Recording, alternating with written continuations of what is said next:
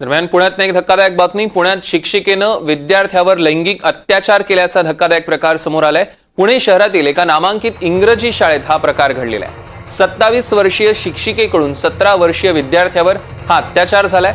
दरम्यान या शिक्षिकेवर गुन्हा दाखल करण्यात आला असून तिला कोठडी सुनावण्यात आली आहे। या क्षणाची सगळ्यात मोठी आणि महत्त्वाची बातमी पुण्यात येते। शिक्षिकेला अटक करण्यात आली, अधिक तपास सुरू आहे। पुण्यात शिक्षिकेनं विद्यार्थ्यावर लैंगिक अत्याचार केल्याचा धक्कादायक प्रकार समोर। पुणे शहरातील एका नामांकित इंग्रजी शाळेत हा प्रकार घडलाय। 27 वर्षीय शिक्षिकेकडून 17 वर्षीय विद्यार्थ्यावर हा अत्याचार झाला। राहुल कुलकर्णी आपले प्रतिनिधी आपल्यासोबत जोडले गेलेत। राहुल, पोलिसांनी जी माहिती दिली त्यानुसार पुणे शहरातल्या मध्यवर्ती परिसरात ही इंग्रजी माध्यमांची नामांकित शाळा आहे। पीडित हा 17 वर्षाचा विद्यार्थी हा त्याच शाळेमध्ये 10वी पर्यंत शिक्षण घेतोय। आरोपी शिक्षिका सुद्धा याच शाळेमध्ये आहे।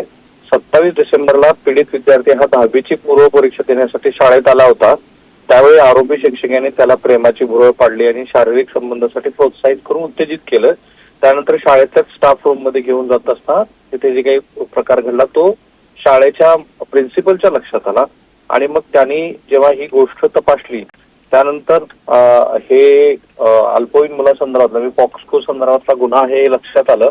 मग त्यांनी पालकांना कल्पना दिली, मग पालकांनी पोलिसात तक्रार नोंदवली आणि त्यानुसार मग ह्या शिक्षिकेला तात्काळ अटक करण्यात आलेली आहे। वैद्यकीय तपासणी झाल्यानंतर हे लक्षात आलं की अशा पद्धतीनं दोघांमध्ये संबंध होते आणि मग तातडीनं ही कारवाई झालेली आहे।